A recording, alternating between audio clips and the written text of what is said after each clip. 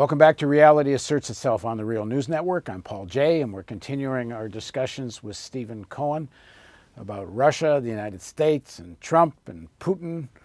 Thanks for joining us again. Thank you. For Stephen's bio, just look under the video player, but watch the earlier segments. But I'll plug your book. People should read this book. It's important.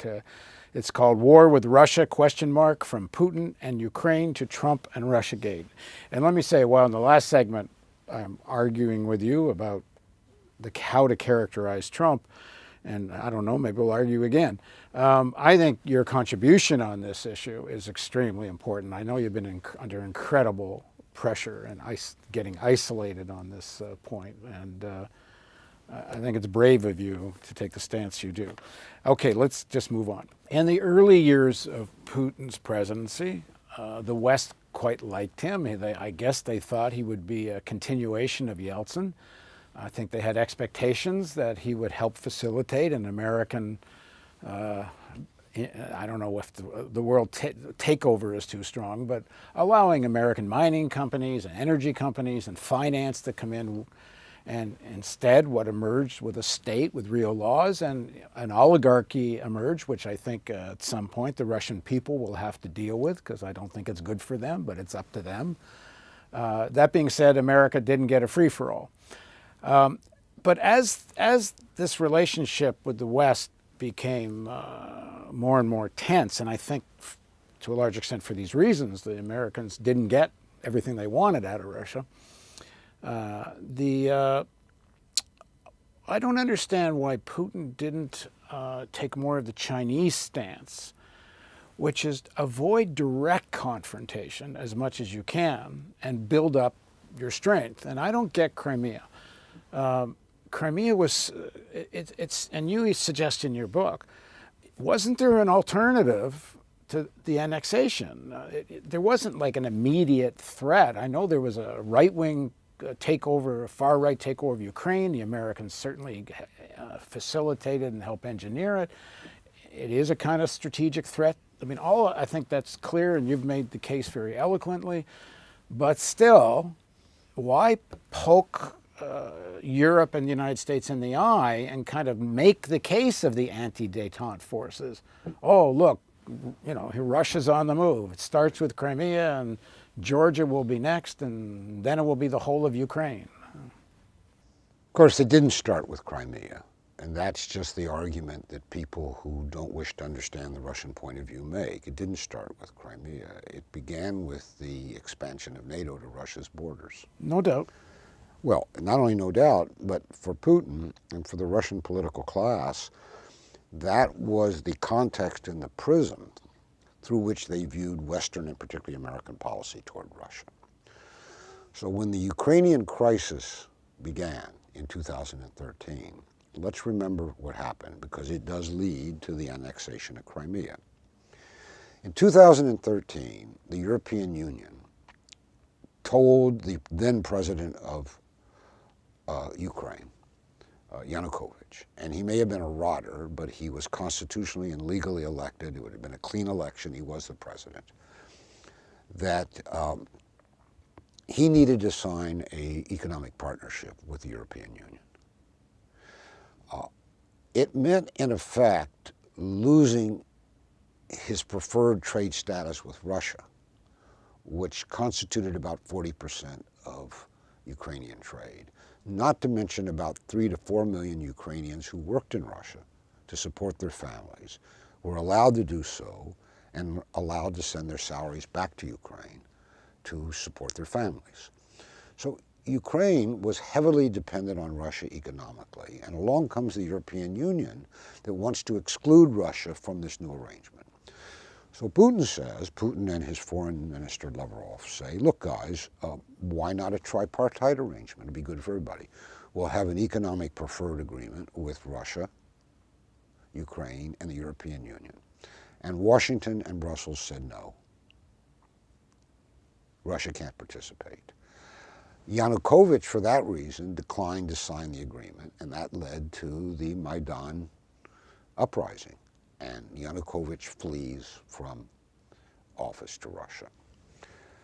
So Putin now is sitting in Moscow, and Crimea comes to the fore because you've got a very right-wing, and I would say crazy government in power saying outlandish things, including, you know, Crimea is ours and we're going to expel the Russian naval base there, which was there by treaty. They had a lease, I think, 25 years on the base. There were 22,000, by law, Russian soldiers on the Crimean base. They were already there.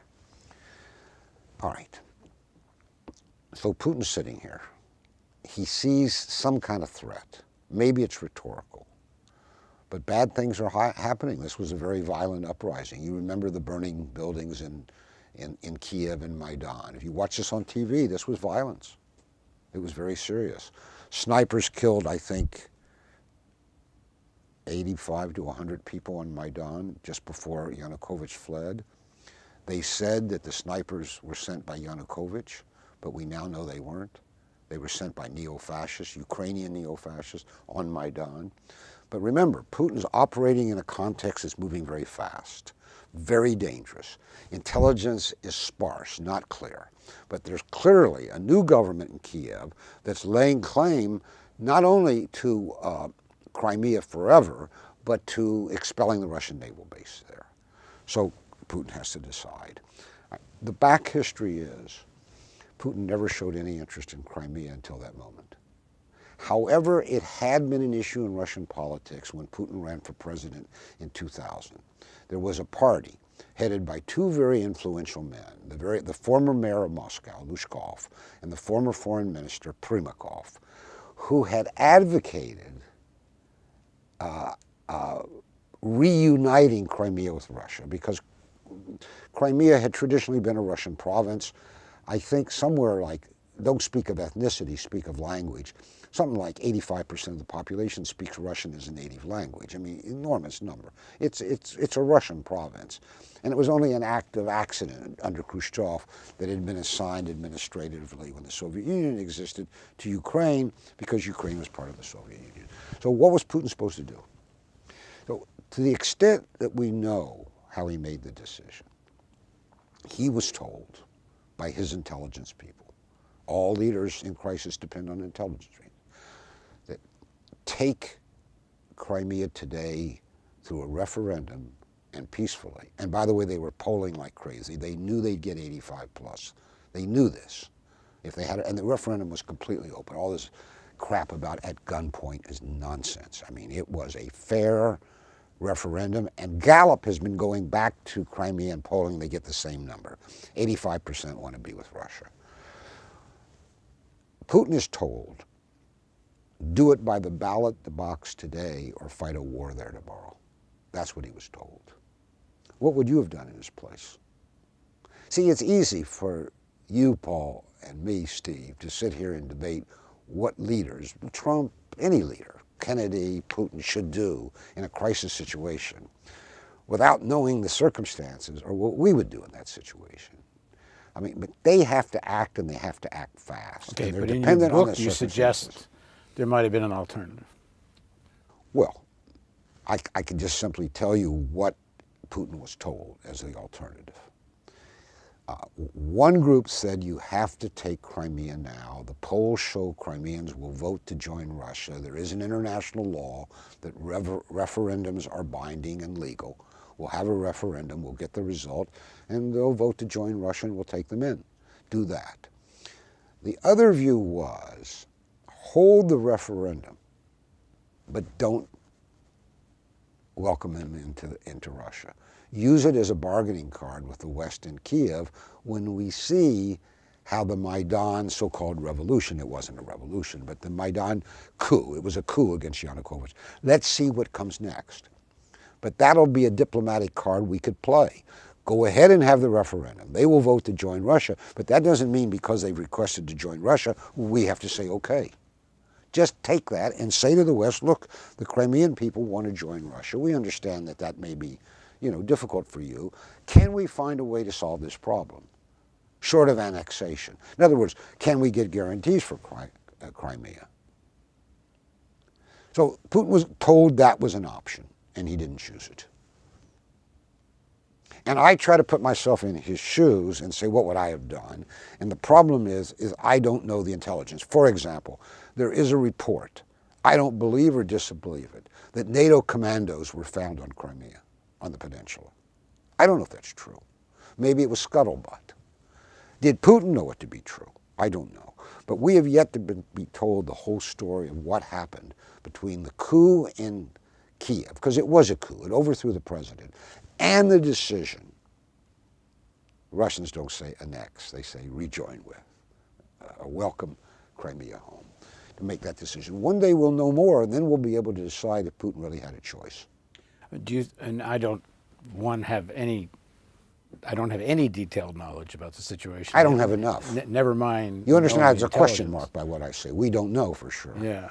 But do you think there might have been an option to have a referendum that took there was more time, maybe get the United Nations involved, something that gives a little more recognition to it? Without naming names. And I'm not talking the morality here, I'm talking tactical. Practical politics. Yeah. The point is that Putin was told, now mind you, it's a good thing that he's a former KGB officer, by the way. Henry Kissinger, when he first met Putin, and he learned, this was when Putin was working as deputy mayor in St. Petersburg, and Kissinger met him. And Putin said to Kissinger, I began in intelligence, and Kissinger said, that's the best way to start a political career. And Kissinger had started in intelligence during the war, right? Because these guys think, and maybe they're right, that if you're trained in intelligence, you're able to evaluate intelligence. That is, you aren't going to be fooled by your own intelligence people, that you can sort out false intelligence from legitimate intelligence. Putin was in a position, I think, to evaluate the intelligence. So the question that you raise is true. Why didn't they wait? And he was told, we can't wait. Do you think it's Events are moving too fast. In the last segment, you talked about the pressure on him, that he's not proactive enough. Yes. Is this partly responding to that kind of pressure? Yes, and that's why I want to return to this issue, that only once before had Crimea been an issue in Russian politics, when a political party ran against Putin on a platform that we should somehow get Crimea back. They got, I think, 2% of the vote. There was no popular support for this. Putin was disdainful of the idea. In other words, this was something. This was not aggression. This is ridiculous. This was a decision imposed upon him by circumstances that he did not create, but to which he now had to react. And I don't know whether he knew it or not, but that was probably his most historic decision. And I mean, it's not his most historic, but it is part of what will forever define his role for Russians in Russian history. Forever. So let's get to the big underlying question. You can go to Moscow and buy a poster in a shop. And at the top is a map of Crimea, a very distinctive peninsula, right? On one side is Khrushchev, who signed Crimea over to Ukraine, right, when in 1954-55, when the Soviet Union existed. On the other side is a picture of Putin, and it simply says, he gave away, he took back. I mean, you could see these in the shops. These were Khrushchev frivolously, on some anniversary, said, okay, Crimea is part of Ukraine. In your book, and Kissinger saying he might have been drunk that night when he did it. Who? I think in your book you say that, don't you? No, that's not me. Somebody said that Khrushchev might have been drunk the night that he gave Crimea. No, I didn't say that. I don't know. But somebody quotes Kissinger. Possibly. But, these are, if you're a student of history, and particularly of political leadership, as I like to think I am, this is Graham Allison practically made a career of writing about the Cuban Missile Crisis and how the Kennedy team, right? He's famous for studying that as a case study in crisis leadership. And Kennedy comes out looking pretty good. Though, by the way, I would say Khrushchev comes out looking pretty good, too, because the Russian reaction could have been different. But now we have Putin in Crimea. He had to make a decision that was imposed upon him. Now, we don't have all the information, but we should be fascinated to study and understand this rather than demonize Putin for doing it. Okay, let me, this sort of big underlying question, because, I mean, Kissinger said that what Putin did in Crimea was an anomaly, that you can't extend anything from that. That does not prove that Russia's on the march and they're going to start threatening other Baltic states and all this. The Crimea is a very particular situation. Clearly that was not the predominant attitude of the West towards Crimea. So why, when it began under Yeltsin, but with Putin, and Putin seemed ready for it, why didn't the West assimilate Russia into Western capitalism? So we're turning the clock back Yeah, we're now going back to the end of the Soviet Union. Yeah, we're going back into the early years of Putin, and then why not let Russia join the EU? Why not encourage this a kind of Wait, we real mixing? We got to get the history straight, or at least the history you're talking about. If you're talking about the decade, the 1990s, following the end of the Soviet I'm talking about Union, when Putin comes to power. well, he comes to power in 2000. Yeah. But but why didn't the West assimilate Russia after the end of the Soviet Union? Well, when Putin came to power. Well, you got the free-for-all of the 90s, but as that free-for-all had an American hand supporting Yeltsin through that whole period. I mean, Clinton, unwisely, not only Clinton, Bill Clinton, not Hillary, and Bill Clinton who was president then in the 90s, believed that he was assimilating Russia with his policy toward Yeltsin. That's what he thought. And he was so advised by people such as Strobe Talbot, all of whom should have known better. In fact, Russia descended in the 1990s into the worst and most corrosive economic depression ever in peacetime. Men were dying at 57. I think the collapse of industrial production was greater than it was during our own Great Depression. People were not receiving their wages or their social benefits. The middle class was being vaporized. Gangs were controlling large parts of the economy. Some people even think it was what people call state capture, that private oligarchs had captured the state. Russia was on the verge, if not of actually breaking up, of collapsing. Now, flash back to that moment, 1999. Russia, the largest territorial country in the world, even after the end of the Soviet Union, laden, stockpiled with every conceivable weapon of mass destruction, from germ, bacterial, chemical, nuclear. What if Russia had broken up? What if? We're talking apocalypse now. I would think that people would give Putin a little credit for holding Russia together, reestablishing control over the regions that had these weapons. But he's never given any credit. Russians themselves do, but in the West, imagine what would have happened. Now, it wasn't just Putin alone. He put together a team, a komanda, as it's called in Russia. No one man can do this.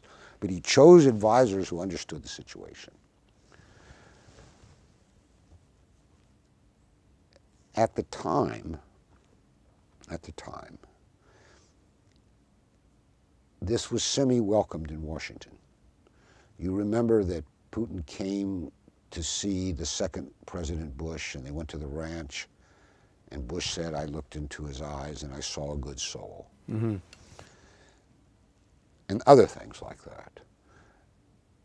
And I think you, Paul, are right when you say that they, meaning the people who control our foreign policy, thought that this would be the continuation of the 1990s, except that Putin would be a healthy and sober Yeltsin. That Yeltsin had become dysfunctional, unable to govern the country that the West wanted to assimilate. And when it turned out that Putin wasn't Yeltsin, even though Yeltsin put him in power, indeed, historically speaking, Putin could not have been Yeltsin, though he's never given his anti-Yeltsin speech the way Khrushchev gave his anti-Stalin speech. This is interesting. He's been urged to give this speech, by the way, the de-Yeltsinization speech, analogous to Khrushchev's de-Stalinization speech. He's never done that. People say he's too loyal to a fault. Too loyal. Putin, some trait he's got. And they criticize him for it. But nonetheless, very soon American disillusion in Putin set in, and we can date it.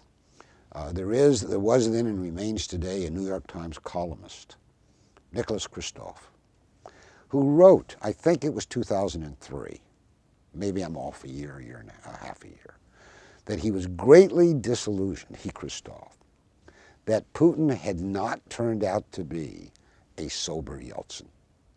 Imagine this. In other words, they, to the extent that columnists speak for these great powers, wanted Yeltsin, a person who by then had positive ratings in Russia of about 3%, who was hated in Russia for what had happened to the country. But the only grievance in Washington was he wasn't sober and healthy enough to continue the policy.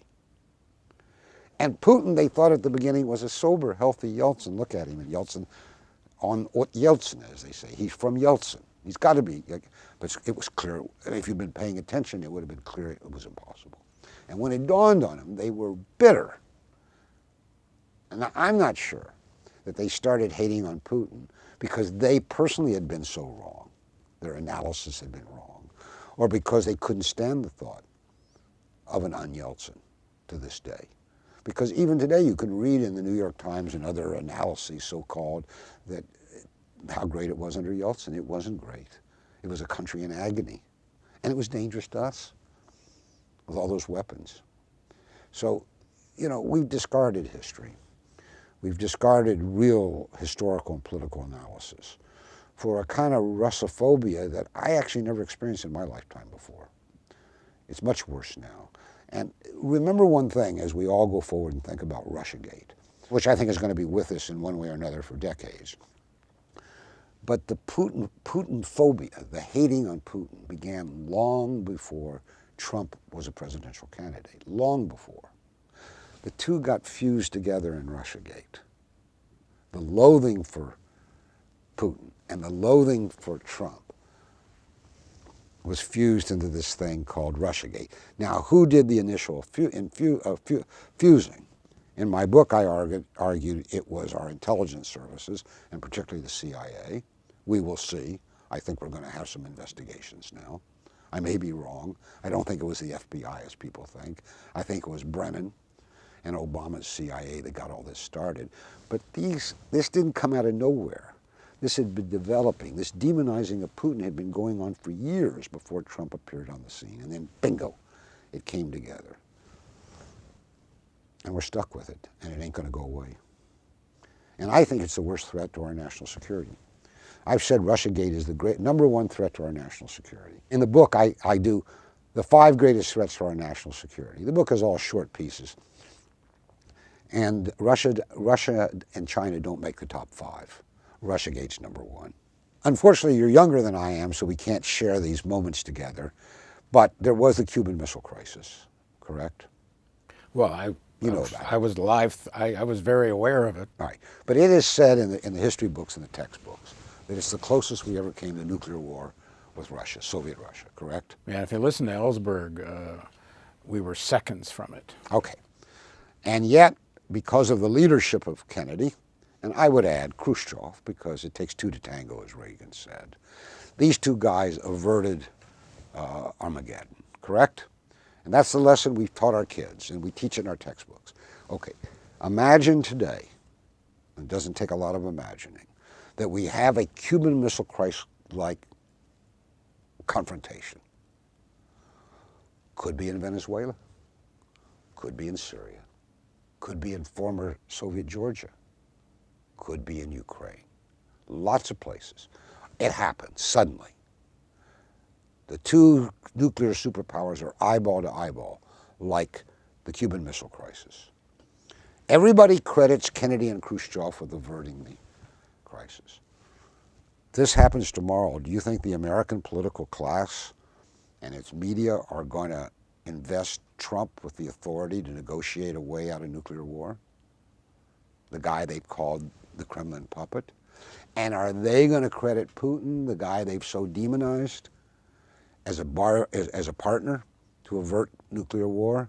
They will not. And what happens then? And the answer is nuclear war. That's why I say we're walking on a razor's edge with this Russiagate demonizing of Putin nonsense. We need these two guys, whether we like them or not, to avoid nuclear war. And we have too many situations fraught with war with Russia, which could become nuclear war, more than we've ever had before.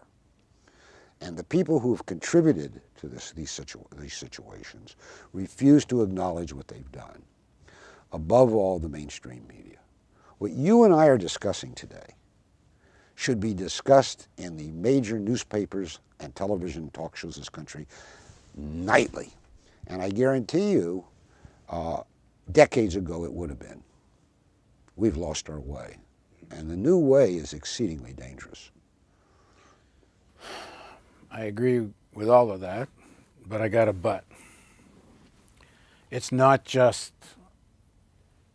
the MSNBCs and the Democratic Party that are making this so fraught with danger, but it's also the agenda of the Trump administration and the people around it. For example, in Venezuela, where Pompeo is a Koch brothers guy, the Koch brothers have a deep interest in Venezuelan heavy crude. Canadian mining companies have a big, deep interest in Venezuelan gold. Pence is a Koch brothers guy. The agenda is a very aggressive agenda. So it's complicated by the fact that it's not like Trump. I have zero faith in Trump as someone who might play such a constructive role. You don't have a choice. We don't have a choice. You don't. No, you do not have a choice. Because he's the president. No, if such a situation, a Cuban Missile Crisis-like situation, would occur, you will either trust and empower Trump to avert it, or prepare yourself for nuclear war. And there, for me, there is no choice. Yeah, I agree with that. And about Venezuela and the rest, you have to talk to somebody else. I don't know that story. But the pushback, like, I think we need to do both. We need to, what you're doing, which is attack and denounce this demonization of Putin and tying the hands of Trump to have some kind of normalization with Russia, for whatever reasons, needs to be denounced. And I really value what you're doing on this. I just, as I said in the earlier segment, we need to talk about the aggressive militarist agenda of Trump as well. But that happens every day. I mean, my truth is maybe, there are not many people that speak what I think is this truth that I've spoken to you. And the bashing of Trump is ample and maybe not sufficient. Maybe there needs to be more. But we're at an interesting moment now. We are now approaching a new presidential season in this country. Can I just intervene for just a sec? The problem here is both on Venezuela and Iran. The Democratic Party foreign policy establishment is on the same page as Trump. Netanyahu's on the same page as Trump. The Saudis are on the same page as Trump. Like when Trump throws this missiles into Syria after the supposed gas attack, Chuck Schumer says, finally, Trump's acting as a president. Like the problem is that as much as these guys vilify and are dangerous, these guys meaning the Democrats and that whole establishment are dangerous on Russia. I don't disagree. They'll converge with Trump on some very dangerous stuff in Iran. I don't disagree. So, but that brings me to my final point, I guess. Because we are at the time we are in, we now have, I think at last count, 19 or 20 Democratic would-be contenders for the presidential nomination, 19 or 20. We need to ask ourselves which, if any of these people, see these dangers clearly, and ask them. But I have a feeling that the mainstream media will not ask them because these are uncomfortable issues for them. I also think that the one candidate who has embraced a position similar to my own, Tulsi Gabbard, was immediately attacked by NBC, as you know, scurrilously. That it's a question of what kind of discussion, because according to our democracy, these existential issues that you and I have discussed are discussed during presidential campaigns. This is when we clarify and make our choices.